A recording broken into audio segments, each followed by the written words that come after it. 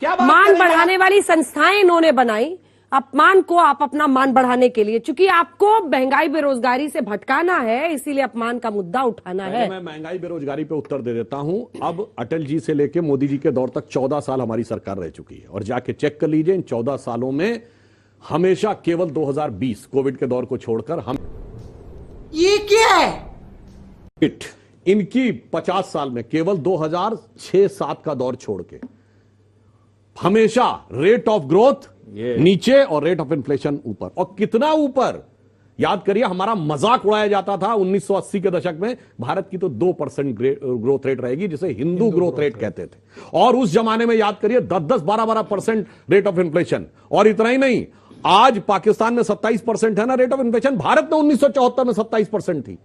जिस जमाने में वो गाना बना था कि पाउडर वाले दूध की मलाई मार गई और राशन वाली लाइन की लंबाई मार गई और बाकी जो बचा था वो महंगाई मार गई। और रेट ऑफ ग्रोथ 1.9% जाके चेक करिए, रेट ऑफ इन्फ्लेशन 27%। इन्हें पता है कि उस पर तो मुकाबला कर ही नहीं सकते। इसीलिए मैं कह रहा हूं, यूपी चुनाव के समय अयोध्या राइजिंग किताब लिख के हिंदू बोको हराम किसने कहा? सलमान खुर्शीद ने या हम?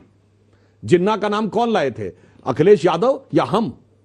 हमेशा चुनाव में आप ही लाते हैं। और डिसइन्वेस्टमेंट की पॉलिसी कौन लाया था? डॉक्टर मनमोहन सिंह लाते या हैं? हम? आप लोग लपक लेते हैं, नहीं, हम लपक फिर लटक जाते हैं। डिसइन्वेस्टमेंट अगर आप लोग डिसइन्वेस्टमेंट को बेचने की बात करेंगे तो सुधांशु जी आपके मुंह से अच्छा नहीं लगता। इन्होंने कहा, आपने हमसे कहा कि हम लपक लेते हैं और लटक भी जाते हैं। अरे साहब, इतना ये तो इतना उछाल देते हैं। अब तो सर ये 24 तक चलेगा। सुनिए तो, ये इतना उछाल देते हैं कि वो सब पाते हैं, सब प्रयास ये अनायास पा जाते हैं, अपने आप ही आके गिर जाता है। इतना ये फेंकते रहते हैं चारों तरफ। और मुझे एक बात पे कष्ट हुआ, इन्होंने कहा नागा साधुओं की बात।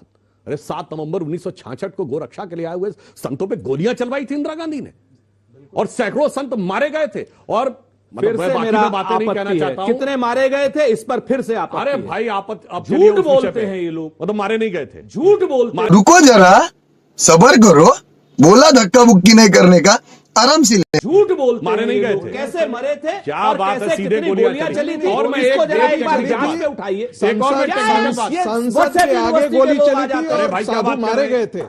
संसद के आगे गोली चली थी और साधु मारे गए थे। साधु मारे गए थे, सैकड़ों मारे गए थे। क्या बात करते? बताइए कितने सैकड़ों मारे गए थे? गोलियां नहीं चली थी, बिल्कुल चली थी, बिल्कुल चली थी। लेकिन आप बताइए, आप झूठ बोलते हैं। मजा नहीं आ रहा है। आप नरसंहार की बात कर रहे हैं साधुओं का?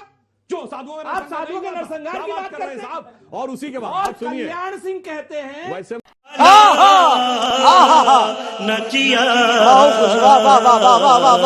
आज पे आए, सुनिए अंजना जी, आ जाए 2023 में आ जाए। 1993 में 8 लोगों की मृत्यु हुई। नागा साधु उसी के विरोध में वहां पर गए थे। हजारों लोगों की नागा साधु उसी के विरोध में देशद्रोही लोग हैं, देशद्रोह का काम